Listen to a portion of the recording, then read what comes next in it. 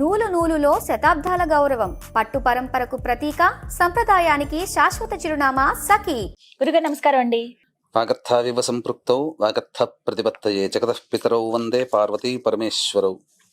ఆదిత్యాయ చ సోమాయ మంగళాయ బుధాయ చ గురు శుక్ర శనిభ్యశ్చ రాహవే కేతవే నమః. శృంగేరి జగద్గురు పీఠాధిపతులకి, కంచి పీఠాధిపతులకి నమస్కారములు తెలియజేసుకుంటూ కార్యక్రమాన్ని ప్రారంభిద్దాం. గురుగారు, ధర్మ సందేహాలు చాలా, అసలు నిత్యం ఏదో ఒక సందేహం వస్తూనే ఉంటుంది.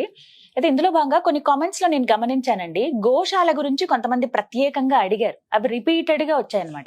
అయితే అందులో వారు అడిగిన ప్రశ్న ఏమిటంటే, ఏదైనా సమస్య వచ్చినప్పుడు, జాతక పరంగా కావచ్చు, గ్రహ దోషాలు ఉన్నప్పుడు, ఇలా ఏమైనా ఉన్నప్పుడు గోశాలను సందర్శించండి, గోవులను సేవించండి, అక్కడ పూజ చేయండి, కాసేపు గడపండి, ఇలా చెప్తూ ఉంటారు. అయితే నార్త్ సైడ్ లో చాలా మంది వారికి ఎటువంటి సమస్యలు వచ్చినా, ఆర్థికంగానైనా, దాంపత్యం పరంగానైనా, ఉద్యోగాల విషయంలో కావచ్చు, ప్రత్యేకించి అనారోగ్యం చేసినప్పుడు చిన్న చిన్న పరిహారాలండి, ఆవుకు వెళ్ళి ఏమైనా తినిపించడమో, కేవలం గోశాలను సందర్శించడమో, గోవు దగ్గర కాసేపు సేవ చేయడమో, ఇలా చేసి వాళ్ళ సమస్యల నుంచి బయటపడుతున్నారని విన్నాము.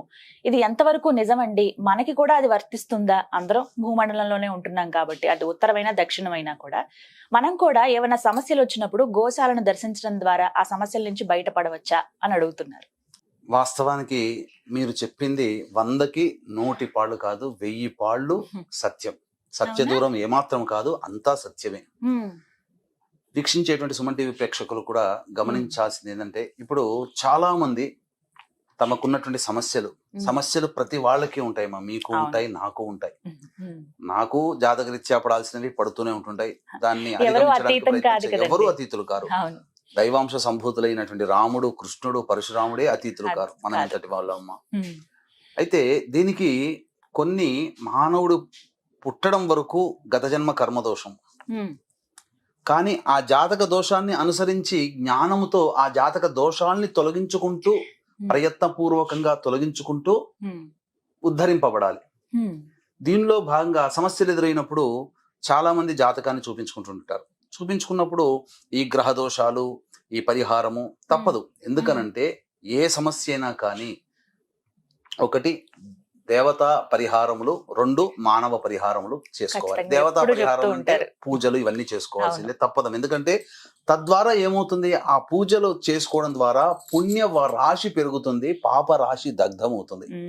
మానవ పరిహారం అన్నప్పుడు మనము ఈ జన్మ ఏ దోషముతో మనం ఎత్తాము, ఆ దోషాన్ని కడుక్కుంటూ మళ్ళీ పాపము చేయకుండా జీవించడానికి మనకు ఒక మంచి అర్హత మానవ జన్మ అని చెప్పవచ్చు. అందుకనే సాధ్యమైనంత వరకు పరోపకార బుద్ధి అనేటువంటిది ఉండేది. ఇది రాను రాను కలియుగంలో తగ్గుతూ వస్తుంది. ఇక మనం గమనించుకున్నట్లయితే, ఇప్పుడు మీరు ఆవుకి సంబంధించినటువంటి విషయాన్ని అడిగారు. మనకు ఈ సంబంధించినటువంటి క్షీరసాగర మథనంలో లభించినటువంటి ద్రవ్యములన్నీ కూడా అత్యంత పవిత్రమైనటువంటిది. అందులో కామధేనువు కూడా. కాబట్టి కామధేను అంటే సాక్షాత్తు గోస్వరూపమే. అయితే ఈశ్వరుడు పెట్టినటువంటి పరీక్షలో గోవు తన యొక్క శిరస్సు ద్వారా ఆడనట్టుగా ఉన్నందుకు ఈశ్వరుని యొక్క కోపానికి గురై శాపానికి గురైంది. కాబట్టి ముఖము మాత్రము కాకుండా తోక మాత్రము తో మనము పవిత్రమైనదిగా భావించి తోకని మాత్రమే పృష్ఠ భాగాన్ని తోక దగ్గర. ఎందుకు ఆ విధంగా అక్కడి నుంచి బయటపడేటువంటి గోమయము కూడా అత్యంత పవిత్రమైనదిగా, విభూతిగా ఎంతో మంది ఇప్పటికీ కూడా బ్రాహ్మణులు ధరిస్తుంటారు. ఆవు పిడికలతో హోమాలు కూడా చేస్తుంటారు. అత్యంత పవిత్రమైనటువంటిది. ఒక రకంగా గోవు చాలా సుగుణాలు కలిగినటువంటిది. 33 కోట్ల దేవతలు ఆ గోమాతలో ఉన్నారు. కాబట్టి మార్వాడి వాళ్ళు మీరు చూశారనుకోండి, ఎక్కువగా పరిహారాలంటూ మన వైపు వచ్చేసరికి కర్మభూమి కాబట్టి జపాలు, హోమాలు అవి. నార్త్ సైడ్ వారికి సంబంధించి పుట్టుకతోనే మోక్షాన్ని పొందేటువంటి వ్యక్తులది ఆ యొక్క దేశం. కాబట్టి ఆ నార్త్ సైడ్ వాళ్ళందరూ కూడా చిట్టి తంత్రాలు పాటిస్తుంటుంటారు. అంటే ఎవరికైనా సేవ్ చేయడము, సర్వ్ చేయడము, పిల్లలకి, వృద్ధులకి, లేకపోతే ఏదైనా ధాన్యాలు నానబెట్టి తినిపించడం. ఎక్కువ ఖర్చు కాదమ్మా. ఎక్కువగా డబ్బులు పెట్టుకొని ఖర్చు చేయమని ఎక్కడా చెప్పబడలేదు. ఉన్న వాళ్ళకి ఉన్న రకంగా. ఇప్పుడు జబ్బు చేసింది, జ్వరం వచ్చింది, డబ్బున్నవాడు ఐసీయూలో జాయిన్ అయిపోతాడు, కేర్ తీసుకుంటాడు. లేనివాడు డోలో టాబ్లెట్ వేసుకొని ఇంట్లో పడుకుంటాడు. లేకపోతే లంకణం అంటే ఏమీ తినకుండా నిరాహారంగా శరీరాన్ని అలా కాపాడుకుంటాడు. అంతే. ఉన్నవాడికి లేనివాడికి, కాకపోతే రోజుల తేడాలో రికవరీ అవుతారు, అంతే తేడా. అంతే. ఇక్కడ మనం గమనించాల్సినటువంటి అంశం ఏంటంటే అనేక రకాలైనటువంటి దోషాలకి జపతర్పణ హోమాది కార్యక్రమాలు చేయించుకునే వాళ్ళు ఉన్నారు.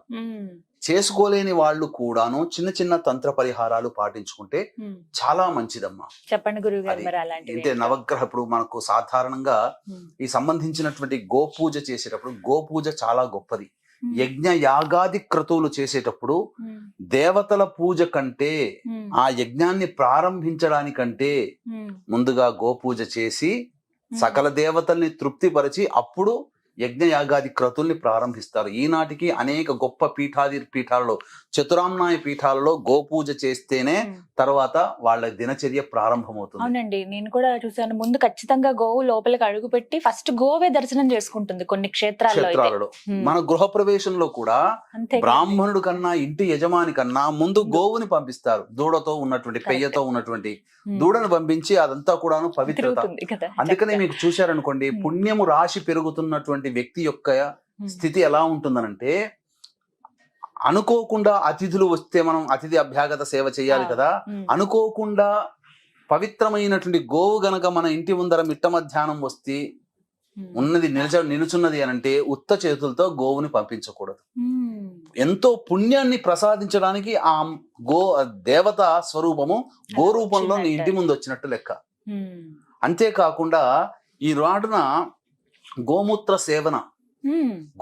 సేవన సకల దివ్యౌషధము. మీరు గమనించుకున్నట్లయితే ఒక గోమూత్రములో 1 సంవత్సరం పాటు గోమూత్రాన్ని సేవించినటువంటి వ్యక్తి యొక్క దేహంలో ఉన్నటువంటి సకల రోగములు, బాధ నివారణ అవుతాయమ్మా. గోమూత్రములో బంగారం కలిసి ఉంటుంది. ఈ విషయం ఎవరికైనా తెలుసా? గోమూత్రంలో గనక చూస్తే చాలా తక్కువ శాతంలో బంగారం ఉంటుంది, హిరణ్య రూపం. నాకు తెలిసి నా బంధువుల్లో ఒక అబ్బాయికి చర్మ వ్యాధి వచ్చిందమ్మా. ఒళ్ళంతా దద్దుర్లు. ఎన్ని డాక్టర్లు చూపించినా అసలు ఈ అల్లోపతి కానీ ఆయుర్వేదంలో కానీ ఏది కానీ అతనికి నివారణ జరగలేదు. ఒక మహానుభావుడు చెప్పి, ఒక 6 నెలల పాటు నీవు గోమూత్రాన్ని సేవించవయ్యా, తప్పకుండా నీకు ఉన్నటువంటి రోగం నయమవుతుందంటే విడవకుండా ప్రతిరోజు సూర్యోదయానికి కాలకృత్యాదులు తీర్చుకోగానే గోమూత్రాన్ని సేవ చేయడం ద్వారా అతని శరీరము నార్మల్ గా అయిపోయిందమ్మా. ఇది నాకు వ్యక్తిగతంగా కలిసినప్పుడు, నేను అడిగినప్పుడు చెప్పినటువంటి మాట ఇది. సత్యం సత్యం సత్యం. ఎలాంటి తీర్థంలాగా తీసుకో. అంటే గోమూత్రాన్ని తీసుకునేటప్పుడు కూడా ఒక నియమం ఉందమ్మా.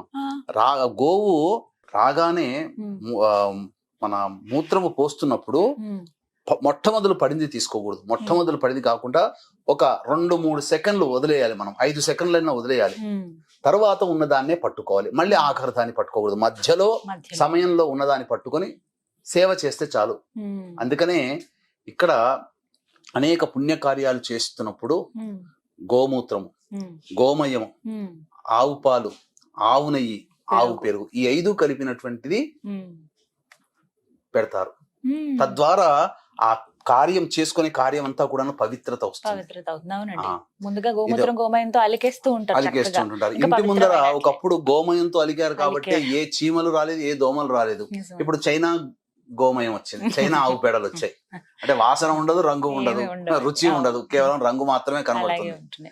అన్నిటికంటే ముఖ్యంగా సకల దోషాలు తొలగాలనుకున్నప్పుడు ఆవుకి కొన్ని తినిపించే సరిపోతుందమ్మా. అంటే ఇప్పుడు కాలసర్పదోషంతో బాధపడుతున్నటువంటి వాళ్ళు ఉన్నారనుకోండి, ముల్లంగిని రాహుకాలంలో తినిపించండి. సంతానం కోసం ఎదురు చూసే ఏ వారమైనా పర్వాలేదు, సంతానం కోసం ఎదురు చూసే వాళ్ళు, కాలసర్పదోషంతో బాధపడుతున్నటువంటి వాళ్ళు ముల్లంగిని, రాడిష్, దాన్ని ఆవుకి తినిపించండి. అలాగే సకలమైనటువంటి మానసిక చింతనతో బాధపడుతున్నటువంటి వాళ్ళు ఎవరైతే ఉంటారో తోటకూర, పాలకూర, ఆకుకూరలు తినిపించండి. ధనానికి సంబంధించినటువంటి బాధలు పడేటువంటి వాళ్ళు. అలాగే ఇప్పుడు జాతకాన్ని చూసినప్పుడు, ఇప్పుడు మీకు దశ బాగోలేదండి, శని మహాదశ, ఏళ్ళనాడు శని నడుస్తుంది, శని మహాదశ బాగోలేదు, లేకపోతే ఇతరత్ర ఏవైనా కానీ గ్రహాలు బాగలేవన్నప్పుడు ఆ గ్రహాల యొక్క ధాన్యాన్ని డైరెక్ట్ గా చాలా మంది పోయి ఇస్తర్లో పెడితే తింటుంటారు, విస్తరాకుల్లో. అలా పెట్టకూడదు. ఏ రోజైతే పెట్టుకోమని శాస్త్రజ్ఞులు చెప్పారో జ్యోతిష పండితులు, దానికన్నా ముందు రోజు రాత్రిపూట ఒక చక్కటి మంచి నీటిలో ఆ ధాన్యాన్ని వేసి, ఉదాహరణకి కుజుడు బాగోలేదు, కుజదోషం ఉందన్నారు, కందులు కందులు చెప్తారు నీటిలో వేసి, అంటే ఆ నీటిలో బెల్లం వేసి బెల్లాన్ని కరిగించేయాలి కొద్దిగా, కొంచెం కొద్ది తీపి రావడానికి. అందులో కందులని నానబెట్టి తెల్లవారి కుజహోరలో, మంగళవారం రోజున కుజహోరలో తినిపిస్తే గనక కుజదోషము సంప్రాప్తం. కందులని నానబెట్టి, ఆ బెల్లం నీటిలో కందులు నానబెట్టి తెల్లవారి ఆ కందుల్ని ఆవుకి తినిపిస్తే కుజదోష పరిహారం. ఈ విధంగా ఒక 7 మంగళవారాలు చేయడం. రాహుకాలాలు ఉన్నాయనుకోండి, 18 రోజుల పాటు రాహుకాలంలో గనక చేసినా సరిపోతుంది.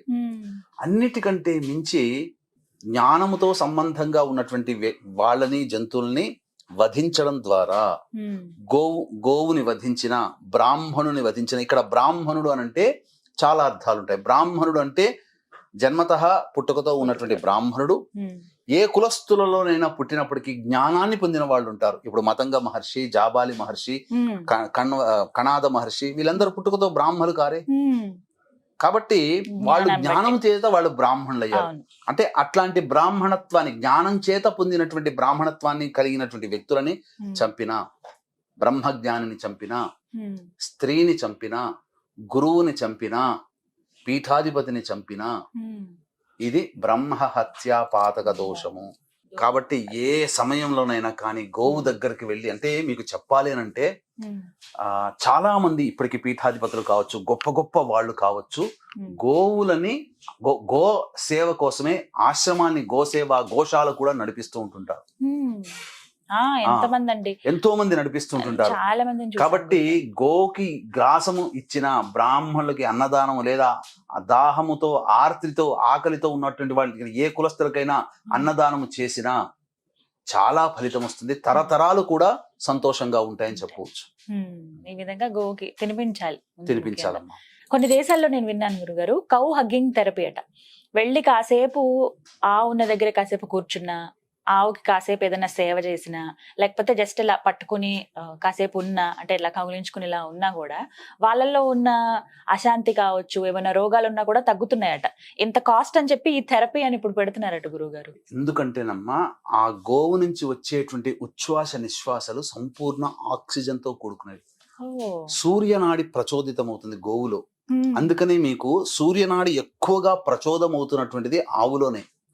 తద్వారా ఏమవుతుంది అంటే, మనకున్నటువంటి ఈ సంబంధించినటువంటి అంతరిక్షంలో ఉన్నటువంటి విషవాయువుల్ని గ్రహించి దాన్ని మళ్ళీ ప్యూరిఫై చేసి మళ్ళీ బయటికి వదులుతుంది గోవు సూర్యనాడి ద్వారా. అందుకే మీకు ఆవు పాలు, ఆవు పెరుగు తిన్న వేడి చేస్తుందని అంటారు.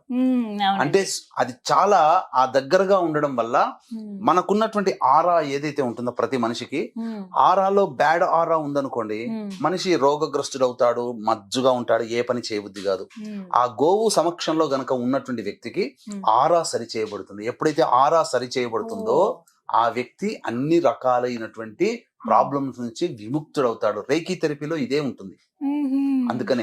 అందుకనే మీరు గమనించుకుంటే, ఏదైనా గురువు గారు ఉపాసన ఇచ్చినప్పుడు, మంత్రాన్ని ఇచ్చినప్పుడు, ఆ మంత్ర జపం చేసుకునే, పురస్చరణ చేసుకునే సందర్భంలో గో సమక్షంలో చేసుకుంటే 1,000 రెట్ల ఫలితం వస్తుందని అంటారు. అందుకనే గోశాలకు వెళ్ళి చేయమని అంటారు. గోవుల్ని కూడా మీకు పిడకలు, ఆవు పిడకలు, ఆవు భస్మం తయారు చేస్తారు కదమ్మా. చాలా మంది ఏం చేస్తారంటే తెలియకుండా ఆ యొక్క ఆవు పిడకలు చేసేటప్పుడు గోమయం పడగానే కింద పడ్డది ఎత్తుతారు. గుర్తుపెట్టుకోండి, ఎప్పుడైనా కానీ గోమయము పడుతున్నప్పుడు భూమికి తాకకూడదు. ఒక జబ్బ లాంటిది పట్టుకొని లేదా ఒక తట్ట లాంటిది పట్టుకొని అందులో పడుతున్నప్పుడు మనమే వెళ్ళి ఇట్లా పట్టుకోవాలి.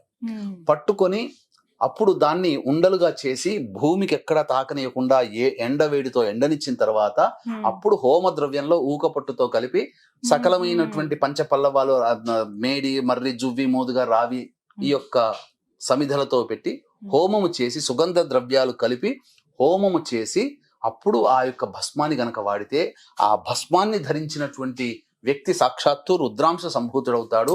సకల దేవతలతో నిక్షిప్తమై ఉన్నటువంటి శక్తి అంతా గోమయంలో చేరి, ఆ గోమయం ద్వారా మనం చేసుకోబడినటువంటి ఈ భస్మముని ధరించినటువంటి వ్యక్తికి ఈ విధంగా లలాటంలో ధరిస్తాడు కదమ్మా. ఈ లలాటంలో ధరించినప్పుడు బ్రహ్మ లలాట లిఖితం రాస్తాడు. ఆ గోమయం ధరిస్తూ ఉండడం వల్ల ఆ లిఖితంలో ఉన్నటువంటి గండములు కానీ, దుర్యోగాలు కానీ అవన్నీ మాసిపోతాయి. ఎంత గోవుకు శక్తి ఉన్నటువంటి ఉందో చూడండి ఇంతటి అసలు. శక్తి. అందుకనే పూర్వకాలంలో ప్రతి వ్యక్తి కూడాను విభూతి ధారణ చేసేవాడు. దానికి అవును. కులము అనేటువంటిది లేదు. అన్ని అసలే. కులాల వాళ్ళు విభూతిని ధారణ చేసేవాళ్ళు. ఎప్పుడైతే విభూతిని ధారణ చేస్తారో ఐశ్వర్యం కలుగుతుంది. ఈనాడు విభూతిని ధరించడం కాదు, బొట్టు పెట్టుకోవడం కూడా మానేశారు మన వాళ్ళు. అయిపోయింది. తద్వారా ఏమవుతుంది, ప్రతి వాడికి పొద్దున్న లేస్తే డబ్బుతో పని, ఏదో డబ్బుతోనే సమస్య. సమస్యలు.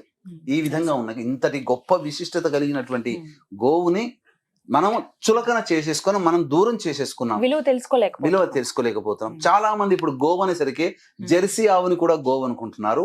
నాటు ఆవులే గోవులుగా తీసుకోవాలి. దేశవాళీ గోవులు, జెర్సీ పాలు, జెర్సీ ఆవులు మన సంబంధించినది కాదు, క్రాస్ బ్రీడ్ అయినటువంటి ఆవులు. కాబట్టి ఆవుని ఎలా గుర్తు పెట్టుకోవాలంటే మూపురం ఉంటుంది. జెర్సీ ఆవులకి మూపురం ఉండదు, ఇలా ఫ్లాట్ గా ఉంటుంది పైన. కాబట్టి జెర్సీ ఆవు కాకుండా దేశవాళీ ఆవు. అలాంటి అందుకనే వాటికి దేశవాళీ తినిపిస్తే- ఆవులు 2 లీటర్ల కంటే ఎక్కువ ఇవ్వవు. చాలా జెర్సీ ఆవులు 10-14 లీటర్లు ఇస్తుంటుంటాయి. అవును. తెలియక అవే ఆవు పాలని మనం తాగుతుంటుంటాం. వాటికన్నా ఇది శ్రేష్టం. అసలు చాలా మంది డాక్టర్లు కూడా ఇప్పుడు ఆవు పాలు తాగొద్దండి, వేడి అని అంటారు. మరి పూర్వకాలంలో ఆవు పాలు తాగి వేడి చేయడం వల్ల ఏమవుతుంది, ఒంట్లో కొవ్వు కరుగుతుంది. మనం మామూలు పాలు తాగి కొవ్వు పెంచుకొని ఆ కొవ్వు అరగట్టు కొట్టుకోవడం ఇబ్బంది కోసం పడే కన్నా. జిమ్ములకు వెళ్ళి వాకింగ్లు చేసుకుంటూ వస్తున్నాం. ఆవు పాలు తాగితే అయిపోయి కదా, ఆ వేడితోనే వేడి మొత్తం చేస్తుంది. కొవ్వంతా కరిగిపోతుంది. పైగా ఆవు పాలు తాగడం వల్ల 1 సంవత్సరం పాటు ఆవు పాలు తాగితే ఏం జరుగుతుంది తెలుసా అమ్మా?